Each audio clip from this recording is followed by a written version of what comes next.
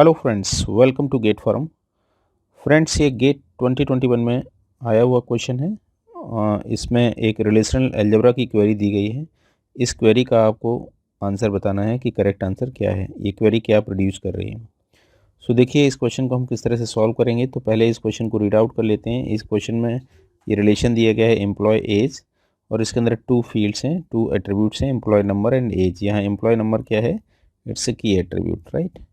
फिर कहा गया है consider the following relational algebra expressions. ये जो रिलेशनल अलजेब्रा की क्वेरी गिवन है, what does the above expression generate, right. इस एक्सप्रेशन से क्या जनरेट होगा। सो फ्रेंड्स, यहाँ पे जो रो है ये रीनेमिंग के लिए हम इस्तेमाल करते हैं।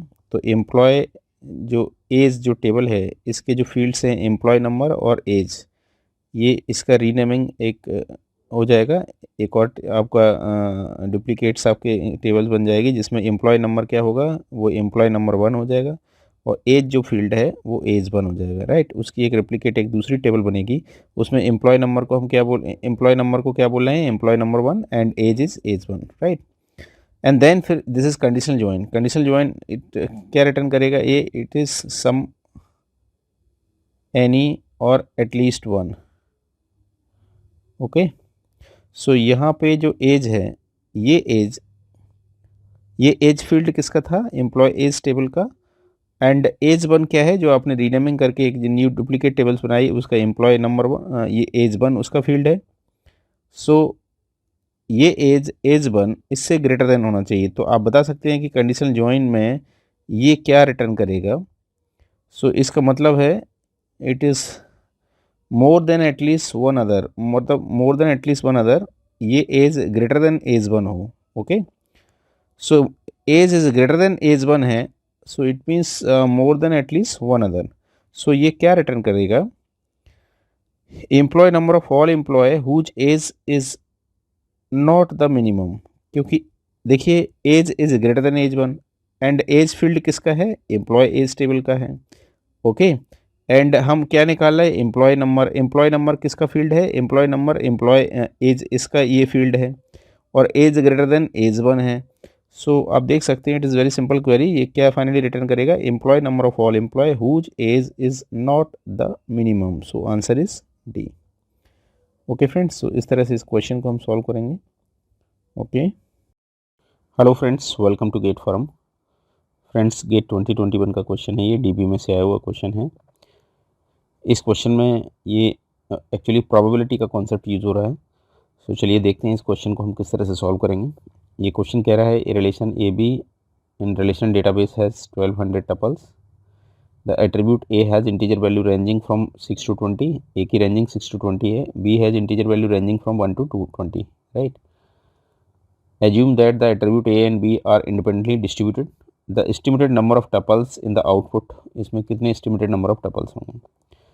तो फ्रेंड्स, आप देख सकते हैं A value range from 6 to 20।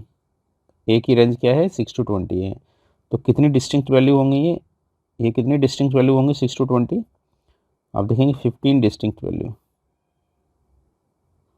Okay,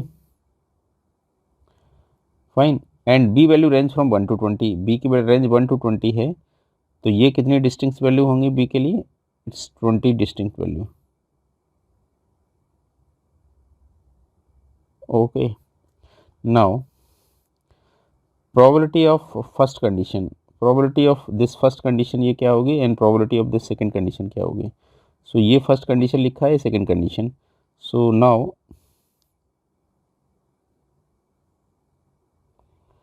probability of first condition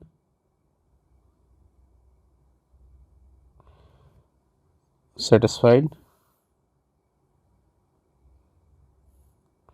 that is मैं इसे पी ए ले लेता हूँ। P A equals to what, क्या होगा। तो फ्रेंड्स देखिए, 6 to 20 डिस्टिंक्ट वैल्यू हैं, ये टोटल 15 डिस्टिंक्ट वैल्यू है, 15। और टोटल कितनी है, ये 6 to 20 है, और ए ग्रेटर देन 10। ए ग्रेटर देन 10 में तो probability of first condition he satisfy होगी, उसकी प्रोबेबिलिटी क्या होगी कि 10 से ग्रेटर देन अप टू 20 तक कितनी वैल्यूज़ हैं, 11, 12, 13, 14 अप टू 20 तक कितनी वैल्यू है, 10।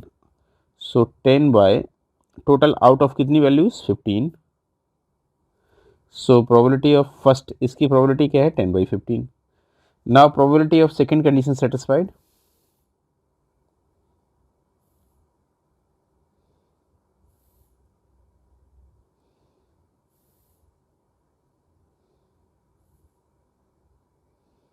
Second condition means this condition, right? So probability of second condition satisfied, इसको हम PV ले लेते हैं. तो टोटल वैल्यूज फ्रेंड्स ये कितनी है, ये 20 वैल्यूज. सो नीचे कितना आ जाएगा 20. आउट ऑफ उसमें से ये कंडीशन B इक्वल्स टू क्या 18, एक ही केस होगा B इक्वल्स टू 18 का. सो it is 1/20. Okay. Now probability of both condition, कि दोनों कंडीशन सेटिस्फाइड हों.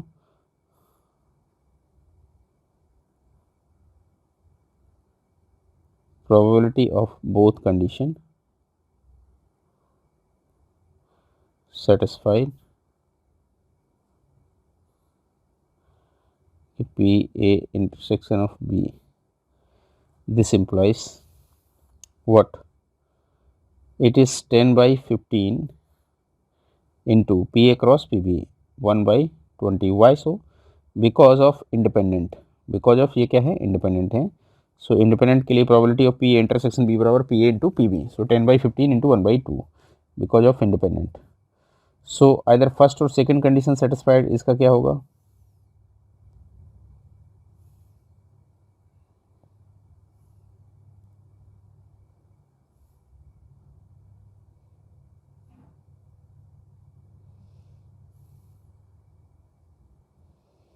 P A union B. And now PA union B equals to what? It's PA plus PB minus PA intersection of B. So PA already हमने calculate कर लिया 10/15 plus PB is 1/20. 10/15 into 1/20. So friends it will be, आप इसे निकालेंगे, मैंने निकाला हुआ है 0.6833 आएगा, right. So therefore estimated number of tuples in the output कितने होंगे? Therefore estimated number of tuples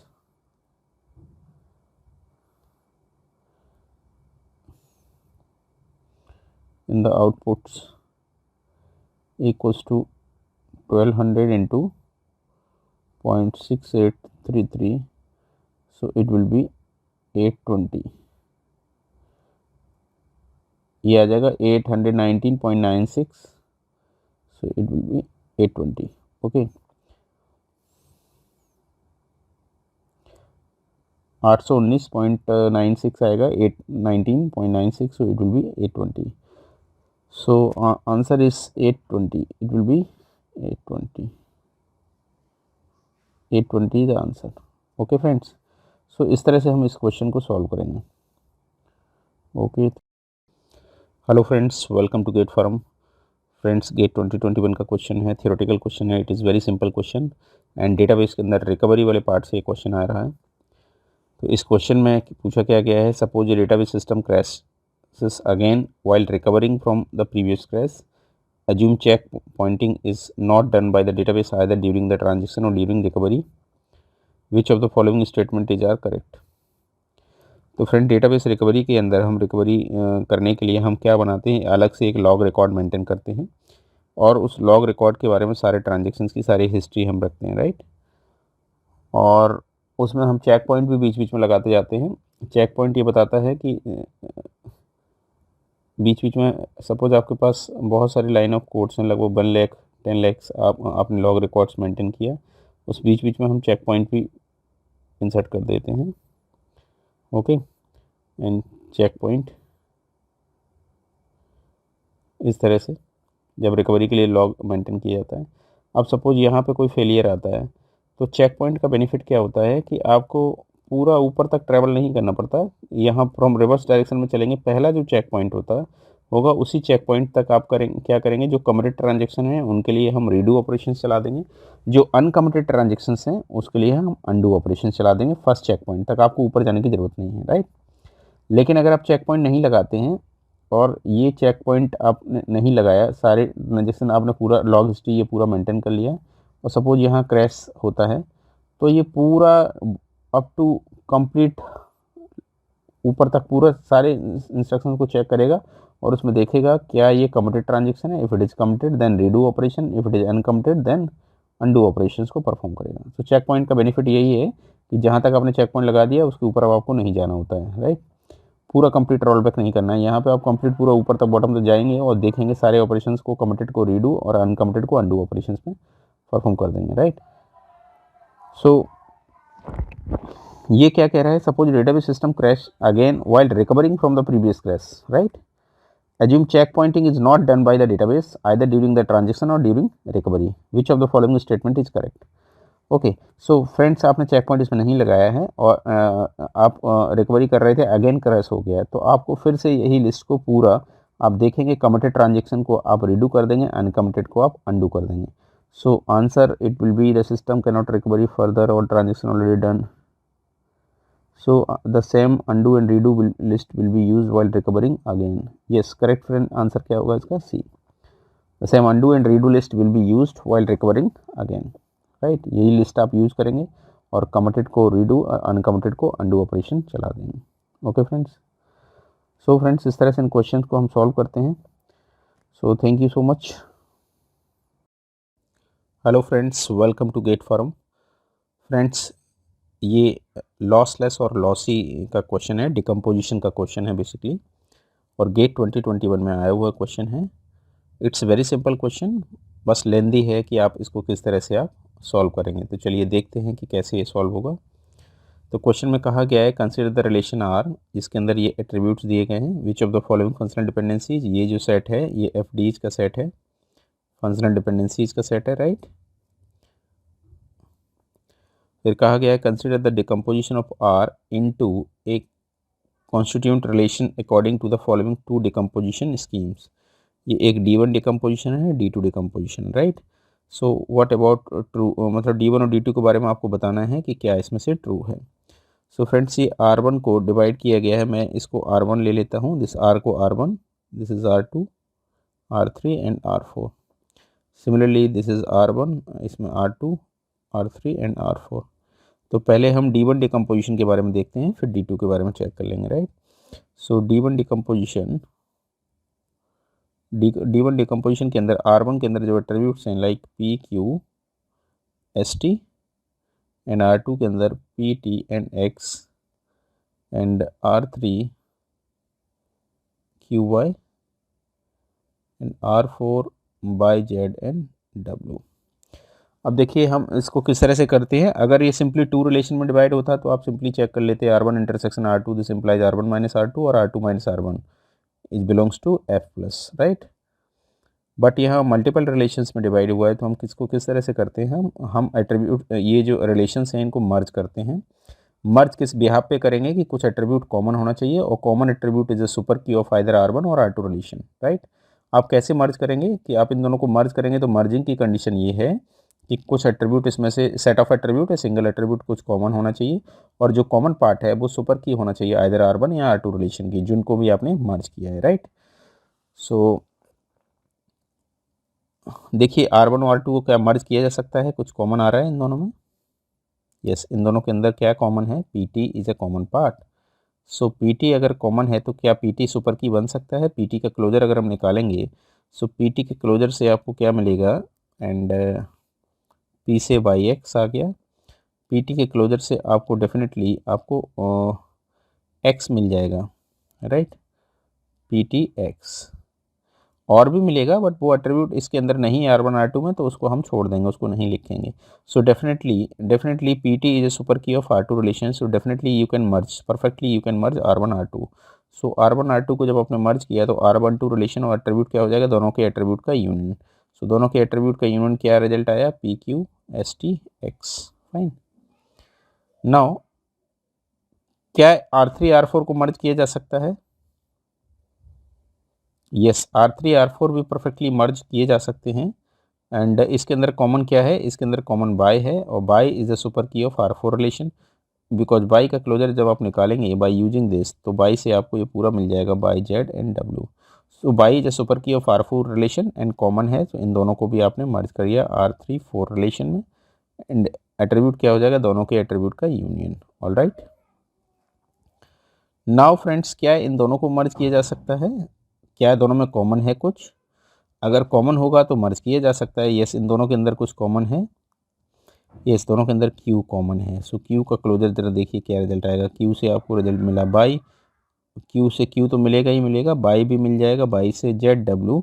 yes, इस R3 4 रिलेशन की सुपर की है ये, सो परफेक्टली आप इनको मर्ज कर सकते हैं। फाइन, सो आपने R1 2 3 4 मर्ज किया और एट्रीब्यूट का यूनियन क्या रिजल्ट आया, PQ ST X Y Z and W, और इसकी की क्या हो गया, Q इज जो बाई ZW। Q इससे आपको जो कॉमन पार्ट था वो इसकी सुपर की, तो आपने इन दोनों को मर्ज कर दिया।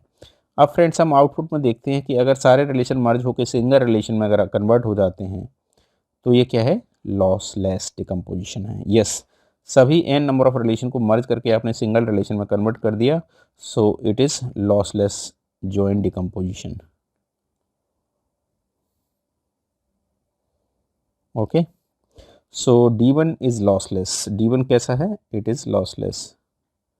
Now what about D2? तो D2 के बारे में भी अब हम चेक कर लेते हैं, राइट। सो चलिए अब D2 के बारे में देखते हैं।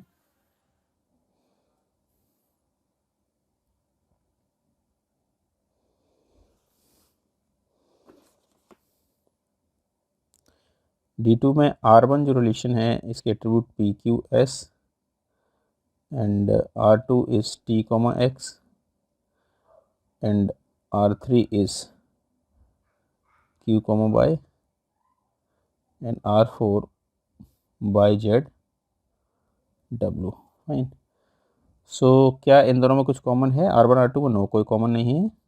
R2 R3 में कोई कॉमन है? नो, कोई कॉमन नहीं। R3 R4 में कॉमन है? यस, कॉमन है। क्या इनको मर्ज किया जा सकता है? कॉमन एट्रीब्यूट क्या की है? यस, कॉमन इसके अंदर बाई है। बाई का क्लोजर, बाई के क्लोजर में क्या आ जाएगा, by ZW। By using this FD का सेट, आप इससे निकालेंगे क्लोजर तो आपको मिल जाएगा। तो परफेक्टली आप इनको मर्ज कर सकते हैं क्योंकि कॉमन एट्रीब्यूट सुपर की है किसी एक रिलेशन की। तो R3 4 आपका मर्ज हो गया और R3 4 मर्ज होके QY ZW आपका बन गया, दोनों के एट्रीब्यूट का union. Fine,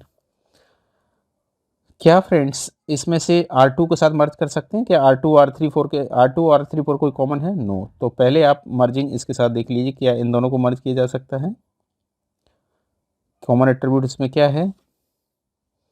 yes, Q is a common attribute, so Q का क्लोजर निकाला तो Q बाई ZW।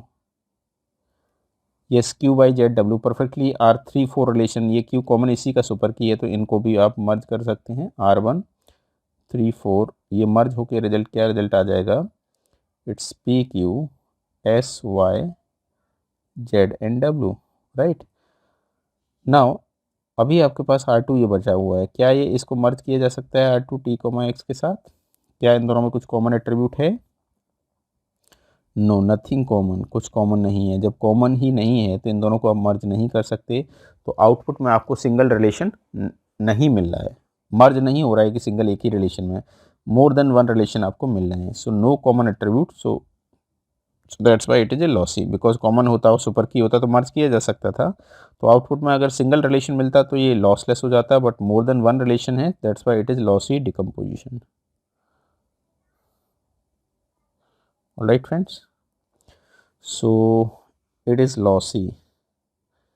अब देखिए कौन सा ऑप्शन आपसे मैच कर रहा है। D1 is lossless decomposition and D2 is lossy, so answer is C। Okay friends, तो इस तरह से आप आंसर्स को बता सकते हैं। Okay, hello friends, welcome to GATE forum.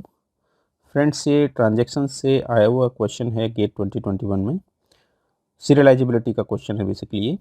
सो इस तरह के क्वेश्चन एवरी ईयर इस तरह के क्वेश्चंस पूछे जाते हैं और इनको टेस्ट करना, it is very simple question, right. आप सिंपल प्रेसिडेंस ग्राफ बना के आप टेस्ट कर सकते हैं कॉन्फ्लिक्ट सीरियलाइजिबिलिटी। फाइन, सो चलिए देखते हैं किस तरह से सॉल्व करते हैं। तो फर्स्ट हम S1 शेड्यूल की अगर हम बात करें, सो S1 जो शेड्यूल आपका दिया गया है, इस शेड्यूल में कितने ट्रांजेक्शन्स हैं, T1 and T2, there are 2 transaction. So ये सफिक्स लिखा है वो ट्रांजेक्शन का नंबर है, it means read X R1 T1 transaction R1 बाई का मतलब है T1 के अंदर ये रीड हो रहा है R2X and this is T2 के अंदर ये रीड हुआ एंड R2Y T2 के अंदर, W2Y का मतलब Y रीड हुआ T2 के अंदर and W1X this one. Okay, so देखिए क्या ये कॉन्फ्लिक्ट सीरियलाइजेबल है, तो इसको हम किस तरह से टेस्ट करते हैं। तो सिंपली हम इसके लिए प्रेसिडेंस ग्राफ बनाते हैं कि जितनी भी आपकी ट्रांजेक्शन्स हैं उतने नोड आप बना दीजिए, और कोई कॉन्फ्लिक्ट अगर ऑपरेशंस है तो उस डायरेक्शन में आप एज बना दीजिए। सो देखिए T1 से रीड बाय और राइट बाय, सो T1 से T2 के डायरेक्शन में आपकी एज आ गई एंड सिंपली रीड एक्स, और यहाँ से यहाँ एज बन गया, यहाँ से यहाँ read X to write X. So this is cyclic graph, इसके अंदर क्या है, साइकिल है, that's why it is not conflict serializable. So it is not conflict serializable, not conflict serializable, CS, right? What about S2? So S2 को इसी तरह से हम S2 को टेस्ट कर लेते हैं।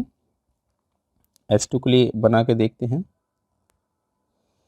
This is S2 schedule and T1 transaction and T2 transaction and read X, now read X, then read Y, WY, read Y and WX, right?